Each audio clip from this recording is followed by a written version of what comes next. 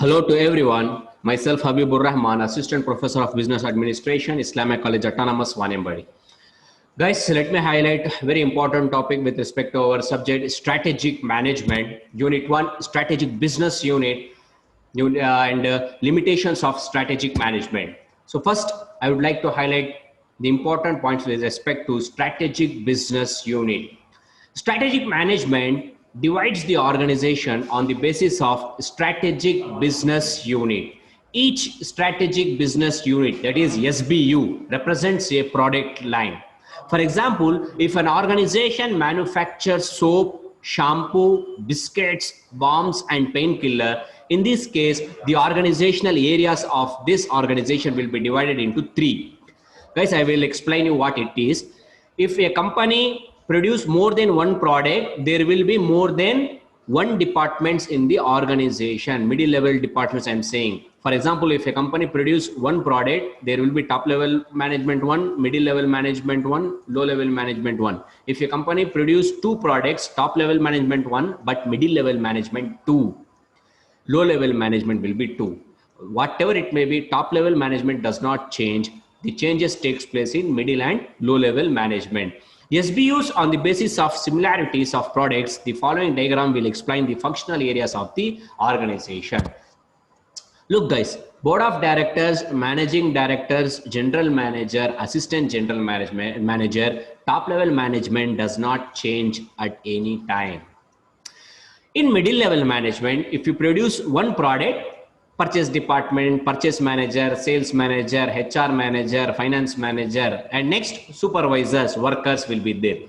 But strategic business unit refers to the companies producing more than one product, two products, three products, four products, five products. For example, if a company produce more than one product, that is three products, the diagram will come like this. Top level management, middle level management. Look at here, the company is producing soap, shampoo, means for that product alone, purchase department is different, sales department is different, marketing department is different. If the same company produce biscuits, you cannot make production department manager to produce biscuit also. No, he produce only shampoo, soap, because he knows that only. For producing of biscuits, you need to hire those manager who knows how to produce the biscuit. So here, purchase department, sales department, marketing department is different. And next, if a company produce same painkiller or bomb, then the purchase department, sales department, marketing department, production department will be differ in this period of time. That is, this biscuit production manager cannot produce painkiller or bomb. He might not have the perfect knowledge. Then you need to hire those manager, those person who knows how to produce a bomb or painkiller. So guys, with this chart, you come to know that if a company produce more than one product, then there will be different middle level management and low level management. But top level management does not change. If an organization manufactures just one group of products, the functional areas will not be divided into strategic business unit. You may have one doubt, sir, if a company produces only one product, means SBU will not be there in that company. Strategic business unit will not be there in that company.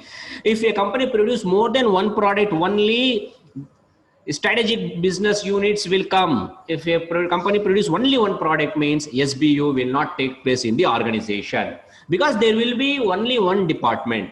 On the other hand, if the organization manufactures different groups of products, then the strategic business unit will implement, because there will be separate purchase and production department for the separate products. Yes guys, I will tell you in shortcut what strategic business unit is. Strategic business unit means one company producing more than one product. For that, you need to keep different product, different departments, different managers, different supervisors, different workers, but top level management will not change. That's it guys.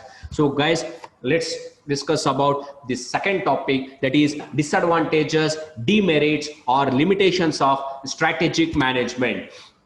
There are four disadvantages of strategic management. Point number one, inelastic plans. Point number two, expensive. Point number three, time consuming. Point number four, confusion among workers.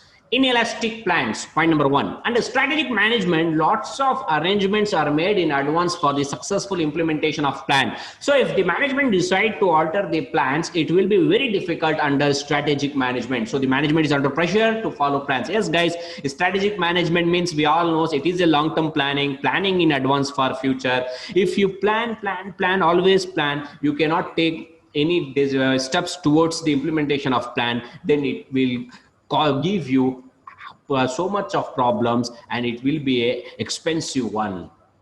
If you plan and implement, then no problem. If you keeps on planning, means your stress level will increases. The organization will not do what it has actually do.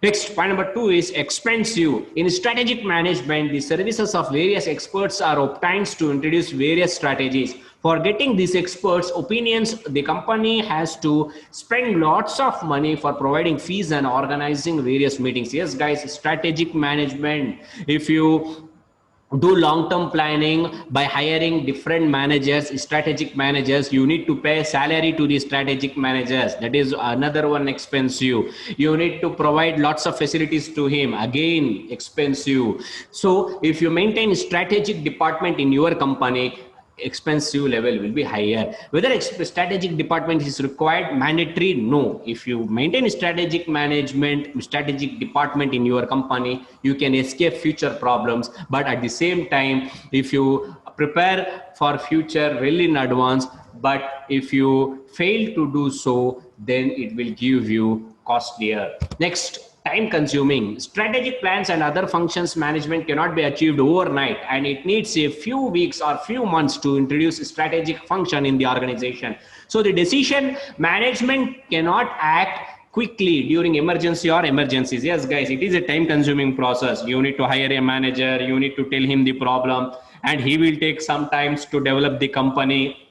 So many problems are there. So strategic management or any management activities, you cannot do all over the night. It will take months together, years together. Yes guys, you joined BBA, today only you joined and today only you want degree. No, it's not possible. It is a 3 years program. It is a 3 years traveling time. Then only you will get the degree after 3 years. Similarly, in organization, whatever the decisions you take, it cannot be happened overnight. It will take much time. So that is what it is called as time consuming activities. And last point speaks about confusion among workers. The workers at low levels and middle levels cannot understand the various strategies of the management, and sometimes differences of opinions may arise between the management and workers. Yes guys, sometimes what happen in an organization, manager will say one thing, the owner will say another thing, another department manager will say another thing. So the proper communication does not flow. There will be always confusion among the workers of the organization. So guys, disadvantages: point number one, inelastic plan. Sometimes plan may also failure. Point number two, expensive. It is an expensive task. Point number three, time consuming. It takes lots of time. Point number four, confusion among workers. So thank you guys. Next thing we'll discuss in next class. Wish you all the best.